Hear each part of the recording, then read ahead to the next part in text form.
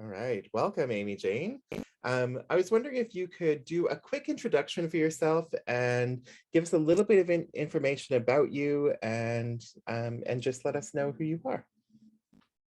Okay, thank you so much. Hi, Derek. Thank you so much for having me. So my name is Dr. Amy Jane Vosper. I am a course instructor at Trent University.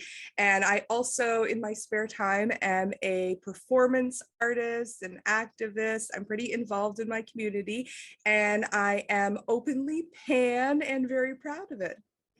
That's fantastic. Thanks for your introduction. It's so great to have you here to be able to chat with us and tell us a little bit about your experience of Pride. We're at 20 years of Pride now. Can you tell us a little bit of the background of which Prides you've kind of attended, how you brought yourself to those Prides? What does Peterborough Pride mean for you? Thank you so much. 20 years of Pride. Can you believe it? Isn't that exciting? So when I was a kid, I grew up in a very small town. So I heard a lot about Pride and Pride celebrations, but I didn't have the chance to experience it for a very long time. And actually, when I moved to Ottawa, I was invited to be part of the Ottawa Pride celebration. And there was actually a group of performers. They were all drag kings and queens that were performing right at City Hall for Ottawa Pride. And it was one of my first opportunities to actually perform. However, I was a burlesque performer and I performed with all drag performers. And it was so exciting to be invited to be part of this. There was also a total thrill of getting down to your undies at City Hall. I don't know why. There was great pleasure in that, but there sure was. I felt so welcomed and so comfortable with all the drag performers. I was so excited that they sort of took me under their big sparkly feathered wings and invited me to be part of the show. When I first started out as a burlesque performer, I was having a little trouble sort of infiltrating the other burlesque troupes and the other burlesque shows. But right away, the drag community was like, come play with us, come perform with us. And that was one of my first opportunities to get on stage, one of my first opportunities to march in the parade. And I had the most amazing time. So when I moved back to Peterborough, we have the Pride parades happening here. And right away, I wanted to go out and watch them. And very quickly, I started being an active participant in the Pride parades. So I actually run a burlesque troupe. We're sort of on a hiatus due to the pandemic right now, but it's made up of former burlesque dance class students of mine. And we're called the Kitten Academy. And we walked in the parade a few years ago, but we had giant plaster cat heads, and we all chose a color from the rainbow flag to represent ourselves. I was red because I love the color red. And we had so much fun just walking downtown and being a part of this. But at the very end of it, there's Pride in the Park. I believe it's still called Pride in the Park. Yep. And there's vendors and everybody sort of gathers following the parade. It's a very celebratory and wonderful sort of atmosphere. And our burlesque troupe was asked to perform at it. So we got to do a little performance there, and I couldn't believe all of the kids that were coming up to us. All these kids were so excited and wanted to hang out with us, and they ended up putting like Spice Girls and NSYNC music on in the background. So we were dancing with these little kids in our full-on Pride gear, these giant cat heads. It was just such a wonderful sense of community and togetherness, and this sort of collective spirit of everybody just wanting to include one another. I can't believe how far we have come, especially again, growing up in a small town where if someone even suspected someone was queer, they were ostracized, they were taunted, they were teased. I had a slur written on my locker in permanent marker. And so I had a really kind of dark experience growing up where you really had to keep all of this quiet. You couldn't be who you wanted to be. And when I came to Ottawa, when I came to Peterborough, I realized there's giant community and they were so supportive and encouraging. And I felt like I could really like let my flag fly at that point. It is worth noting in that small town now, they actually have a gay student association at the high school that I went to, and they have a queer prom. So we see progress. There's also a wonderful store called Great Finds in Fenland Falls. And it is, everyone that works there are very active members of the Pride community. They just put a giant Fenland Pride event on. Nothing like this has ever happened in the past before. It was so exciting. But watching just people interact in the community with this store and the people that work there is so encouraging to me. And I always say to Randy Meredith, he's the owner of the store, I am so thankful for the work that you're doing. And I so wish that I had that when I was in high school. I'm so glad that students growing up in that small town have that now. What a long-winded answer. My apologies. That was You can tell I'm an perfect. academic. Yeah, I'm so glad that things are happening in Fenland Falls, and it makes such a difference to see, you know, Pride happening there this year, and all of the care that's been put into it, and community work, because this has been years in the happening, right? And people like yourself were the emissaries to get this started. You were ambassadors of the queer community, dealing with all of the homophobic violence and everything else. So I think it's really wonderful that you were able to do that kind of labor to get Fenland Falls to where it is right now. Thank you. I'd like to think that I got to contribute in some way to that. But to be honest, I was very quiet in high school about any queerness I didn't want to put on display, except for at Halloween. Every Halloween, I went over the top with a costume to let everyone know just who I was. I remember showing up at Halloween as Frankenfurter from the Rocky Horror Picture Show. I did wear a hospital gown, but I had like the full-on lingerie and everything underneath, and everyone was very confused as to my outfit, and I felt like I'd accomplished something. I didn't really know what, but I felt like I'd accomplished something. I love that. Confusion for the purposes of change. So tell us a little bit about some of your experiences of Peterborough Pride, and especially I'm hoping to hear a little bit more about your participation in events, and also about your participation in the actual parade itself. And I know that in the past you've had your puppy Jillian H. Hellhound as a companion for Pride, and her little skirts as well that are totally adorable and rainbow themed. Can you tell us a little bit about bringing your puppy to Pride?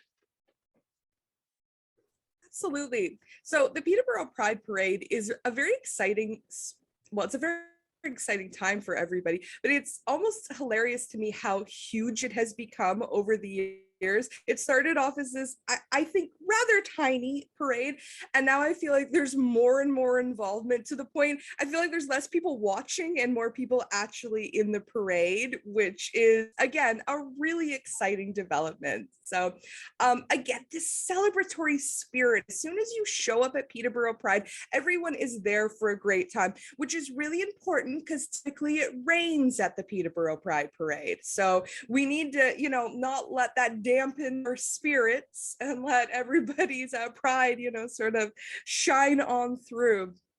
So again, my burlesque troupe will often walk together in the parade, and I am happy to participate in any way possible. I have been involved in student groups when I was doing my degrees at Trent. So I was part of the Trent Film Society. We always were active participants with well, pretty much any event in town we could get part of, but definitely the Pride celebrations, particularly the parade.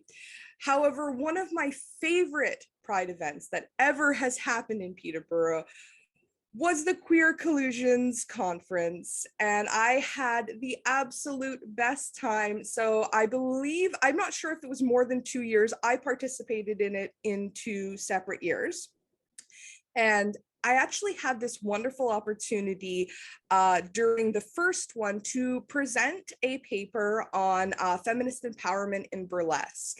And I also talked about drag and camp and incorporated all of these aspects into it. But it was a really interesting moment because it allowed me to merge my academic interest in camp and gender performativity along with what I was actually doing extracurricular activity, my personal life and my personal interests.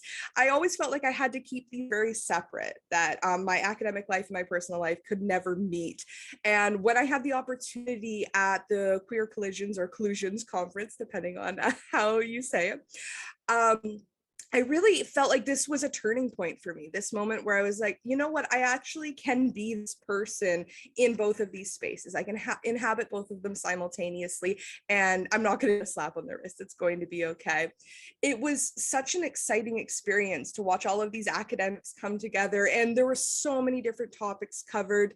And another thing that I loved about it is we actually did a film screening, and so we were able to sort of coordinate with the Trent Film Society, and I believe other student groups were probably involved, and community groups all kind of came together to sort of, again, make this community. And then, of course, one of my favorite aspects of it is my burlesque troupe did perform. We did The Great Gaysby. So it was a queer-themed cabaret show, and we had just so much fun preparing for it. We did sort of a mock Q&A where we sort of flipped the idea of sexuality on its head. Particularly, we got a lot of questions about our members. Are they single? What do they look for in a boyfriend? And a lot of our members were queer. So to have female members that were interested in women or non-binary or trans folks, not necessarily interested in men, and sort of this assumption about it. So we got to have a lot of fun making fun of these questions during this mock panel that we did. Just in general, this really fun spirit came out of that conference. So I had the absolute best time at those. I hope one day they might continue in the future. As for the Pride Parade, I don't even know the date of it this year, but I will be there, absolutely. So I have mentioned to Derek previously, but I'm not sure if everyone is aware, Elvira, Mistress of the Dark, has recently come out. I have been an enormous Elvira fan since high school. I had the opportunity to meet her at Fan Expo one time, and I fangirled so hard. Oh my goodness. So when Elvira came out, I cannot tell you how excited I was. I was just like overjoyed with happiness. And I had that moment of, ooh, you know, I know she lives in California. I know she's older than my mother, but maybe now I have a chance with Elvira. Maybe just the slightest chance. I know. But I'd like to believe that. So my plan for the upcoming Pride event is to be El Pridera. And I'm going to do an Elvira themed costume, but it's going to be all rainbows and totally Pride oriented. I have had the opportunity to go to the Toronto Pride Parade as well. And it is a similar atmosphere, that just very celebratory excitement. It's just palpable. It's in the air.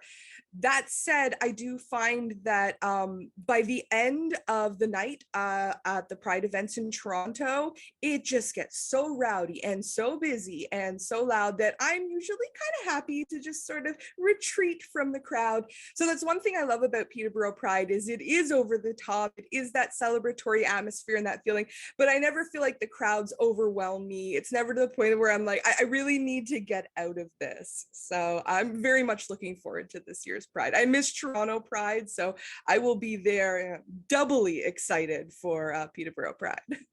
It's so fantastic. I'm getting this image of you and your Elvira stuff with like a rainbow colored bat, and like, I think it'll be so fantastic. Oh my gosh.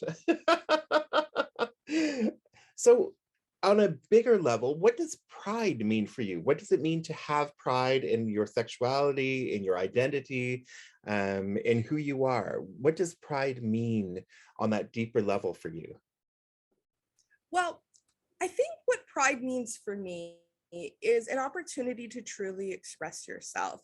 I had said before, in high school, I felt like I had to hide who I was to some extent. I felt like I couldn't be my full true self in front of everyone. And I think this is an experience that resonates with a lot of particularly young queer youth.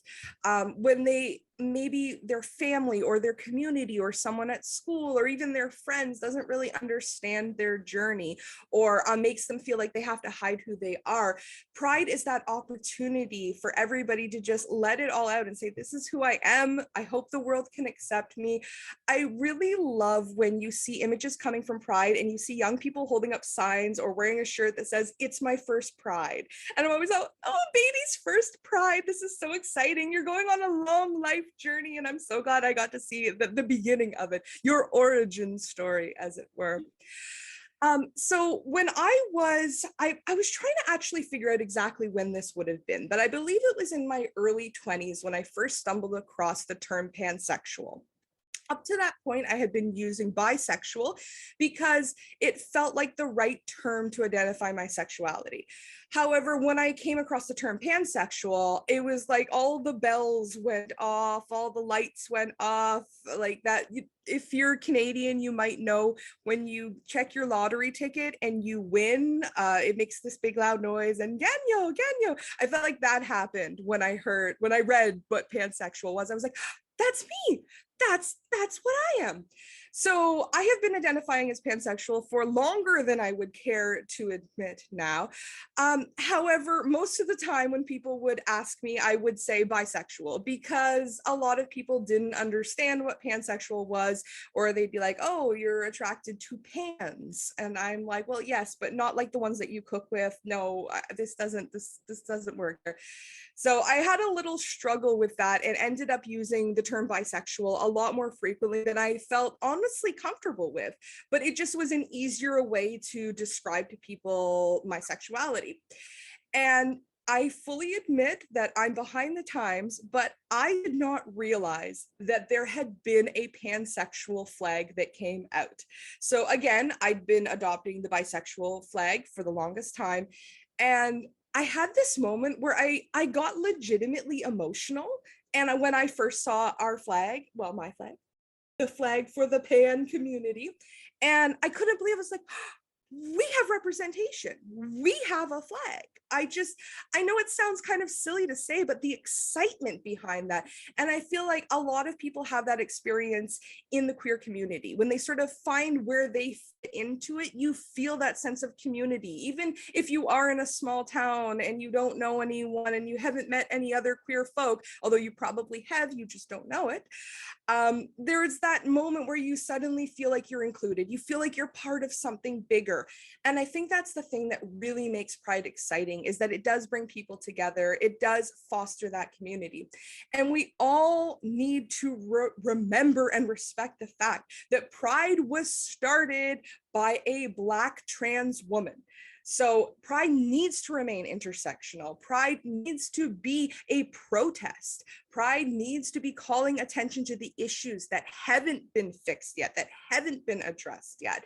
So yes, Pride is a celebration, but Pride is also a movement. It's something that's happening. It's talking about progression and it's talking about advancement. So I think it's really exciting to see young people get involved in Pride, but it's even more exciting to see them research it and understand the history of Pride and how far we have come. It started as a riot, and now we have Pride as we know it now.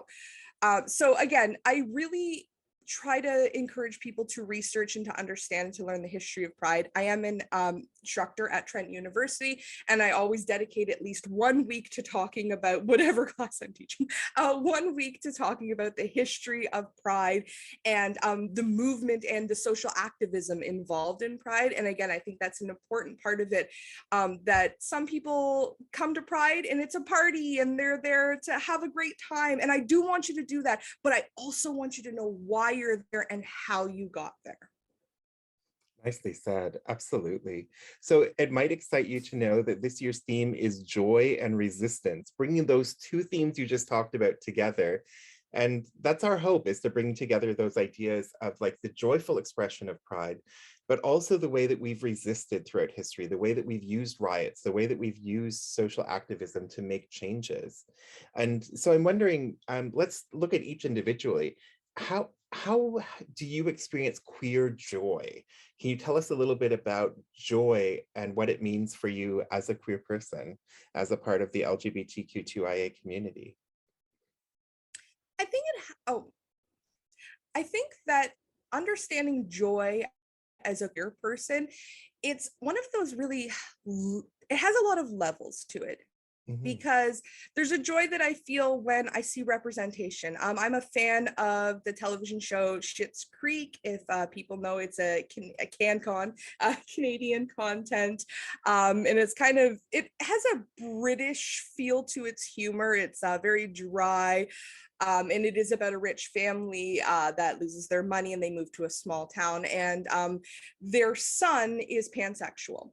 And there are a few episodes where they don't really address his sexuality. And then when they finally do, he gives a really interesting description talking about different kinds of wine and his taste for it.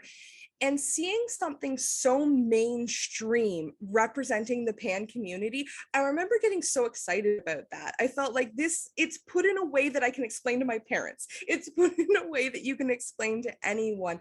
And again, I felt that joy of being represented, of seeing myself in a Canadian sitcom on the CBC. How did we get here? This is amazing. That is progress. I think there's also a joy, again, of getting together in the community, this sort of celebration. I think that maybe not now as much as in the past, but a lot of queer people have had that experience of feeling isolated, of feeling alienated, of feeling othered, as though they're not part of a group, as though they're not part of a community.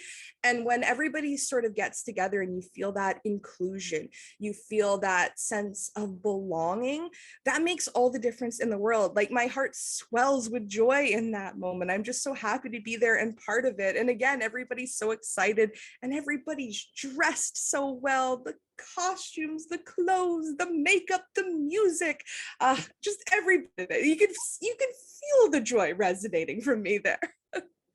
So I think there's a very private sense of joy, that sort of internal joy, but then there's this external and very community-based sense of joy. I love that, the collective joy. Yeah, that's so fantastic. Can you tell us a little bit about queer resistance and why that matters for you? Why is queer resistance important and where does it come from? Queer resistance is very important because, again, Pride started as a rebellion. Pride started as fighting back. It started as a riot. And it was very much a group of people saying, we're not going away. We're not going to disappear. You're not going to stop hearing our voices. And again, growing up in a time, in a space where I felt like I couldn't express myself, that could have very much led to me internalizing those feelings and never expressing them, never feeling comfortable being who I was. And if I didn't have the experience of coming to another city and meeting other people and getting involved in that community, I might have never been able to let that out. And I think that that is an important part of Pride. This is an important part of queer identity, is understanding that you have to be who you are no matter what. You can't change who you are. It doesn't matter if your family doesn't like it. It doesn't matter if someone in the community makes you feel bad. Inside, you're still always going to be that person, and you need to keep fighting. And you need to keep fighting for others. We need to help work and give a voice to those who don't have a voice, to those who maybe don't feel comfortable coming into their own or using their voice just yet. Let us know, speak for you for now until you feel comfortable coming up and joining us and speaking with us too. I think that being resilient and continuing to resist will inspire the future generations, and it will just make Pride more mainstream, more in your face, and more normalized. It's so fantastic. I think it's really important to have that ability to call things out and to be able to, like, our bodies as queer folks are already resistant. They're resistant to the narrative that's placed upon us. We say no when we're told to conform. We say no when we're told to fit in. And I think there's so much power to that act of saying no. We are taught in society, I feel like particularly feminine identities are taught not to say no, that you should be agreeable, that you should say yes. And like Derek is saying, there is this power to saying no. It is about taking your power back, saying, no, that's not okay. No, I don't have to listen to that. No, I don't have to take that. No, I'm not going to fall into this category or into a little box where you tell me how I can act or can look. And again, I think that as we go forward, we're going to see these boundaries and these limitations start to break down. We're already seeing these barriers being broken down. And I always tell my students, the dinosaurs will die out. Those old people with those ideologies that don't agree with us, eventually they're not going to be around anymore. And these students, these young queer youth, they're our future. So again, it's important to educate them and support them, but it's also important to foster that joy with them and make sure they're excited to get involved in Pride. They're excited to be part of that resistance because they're going to inspire others, and they'll tell two friends and they'll tell two friends. It's the queer amid scheme. Oh my God. A queer scheme. Oh, I want it on a t-shirt. I want it on a pin. I want it on everything. Yes, yes. I am a happy member of this scheme. You mentioned briefly the role that we have in encouraging youth. Can you talk a little bit about the importance of queer mentorship, of the work that you do, especially around your students and around others in the community, to help them become more comfortable with themselves? I think that supporting queer youth is such an important endeavor, but it's such a rewarding experience as well. Having students come up to me and tell me that they felt comfortable being who they were in my class, or they felt comfortable researching or writing about a subject that they might not have broached before, it is so fulfilling to me. This makes me feel like the work I'm doing is very important. I remember when I was working as a teaching assistant, Derek mentioned to me one time about circulating a piece of paper asking for students' names and preferred pronouns. Now, this was quite a few years ago when at the beginning of classes, that wasn't really the norm. That wasn't necessarily done in every single class. And after that, I have always ask my students to give me their names and their pronouns as we do a little sort of introduction. And I think that, again, normalizing that, getting students used to, that's how I introduce myself, this is how I offer this information to people, it just makes it every step a little bit easier. I had one student speak to me during, it was the first year gender studies course. And they approached me and said that they were starting to question their gender identity. And they were curious about this journey, but they didn't know where to start. They didn't know what to do. And they were feeling overwhelmed, and they didn't want to use the word non-binary because they felt like they weren't allowed to use that term. And there was this interesting sort of moment where I was thinking about queer gatekeeping. And I don't think that it happens to too much extent, but I'm sure that it does to some. But this student was so concerned with terminology. They were so concerned with what they were allowed to call themselves that we ended up having a lovely Zoom conversation where we talked about this experience. And I said, you know, you're allowed to try on all these different terms for a while. You're allowed to try them out and see if that feels right for you. And you're allowed to switch when it doesn't anymore. And that's perfectly acceptable. During the course of the term, the student changed their pronouns to they, them in all of the Zoom meetings and started going by a different name, a preferred name in all of the like in their papers during, again, the Zoom meetings. And when I spoke to the student, they preferred to use that name. So watching this this transformation of identity happen, it felt like in real time. I got to literally watch a student, and they came to me at the end of the course and said, you know, I want to thank you so much for that support. There were other students in the course that had either been on a gender identity journey or they were mid journey. So they developed a little group. They ended up having their separate Zoom study sessions together.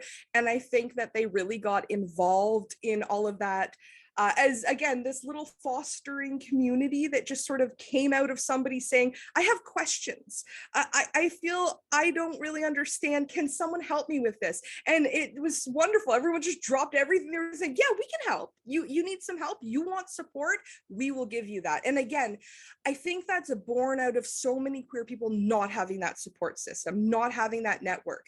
We hear the term chosen family used a lot. And I think that as an educator, I feel like I get to be part of their chosen family sometimes. And that's so exciting to me. I have more trans students in my classes than I have ever had before. And I mean that as out and identify themselves as trans students because they were there. They just might not have had the words to say it. They might not have felt comfortable doing that. And I think by starting a class by saying, give me your pronouns, tell me what you want us to call you. I think that those sort of things allows people to say, wait, I have some wiggle room here. I can be who I want to be. And if I had had those opportunities when I was younger, I think I would have had a very different experience. So I want to, oh, it's so cliche, but I want to give them what I might not have had. I love that. That's so fantastic, especially since you can bring in that joy that you would have wanted to experience in your youth as well. It makes such a difference to see it happening now and to be able to be part of the process of making it happen. And I think those moments of like just simple things like confirming with someone, you know, discussing ideas around gender with people, asking pronouns. These are simple things that end up having so much meaning overall. Yeah. I think it is important to point out that I have had numerous students come up to me and tell me how much Derek has supported them on their own journeys. I have run into students literally on the street, like, do you know Derek? I'm going, yes, they're one of my favorite people on the planet. And I had one student telling me about how Derek would be wearing nail polish and lipstick to class and how it just made them feel so comfortable walking into that space. And I think that, again, those are the things that last. They might not necessarily remember every single thing from that class, but they remember that feeling, that sense of community. And I would be remiss to not mention that I am very inspired by the work that Derek does. And you have put me on the right path so many times. So I am so thankful to have such a wonderful influence in my life. Thank you. This is the great thing about our community is that we support each other in this beautiful network. And we rely on one another. We send students to who needs this, who can give them the support that they need. And we connect people, right? And it's amazing to be part of that community formation process. Yeah.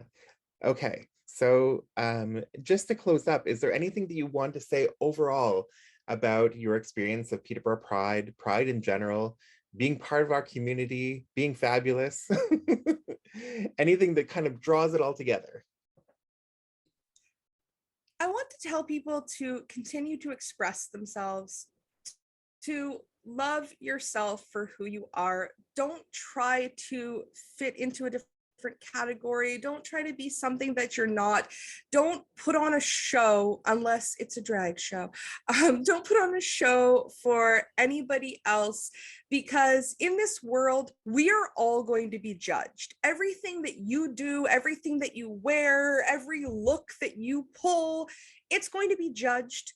So why not be judged for who you actually are? I would much rather be judged for who I am inside than for this fake persona that I've put on that I think people will like or I think people want to see. So be you, be who you are, be proud of who you are, and we will all be standing there proud of you too. Thank you so much. So this has been Derek Newman still talking to Amy Jane Vosper, Dr. Amy Jane Vosper, about Pride. And thank you so much, Amy Jane, for being part of this conversation and for all the wonderful work that you do. Thank you. And thank you for the work that you do as well and for putting together this. This is going to be amazing.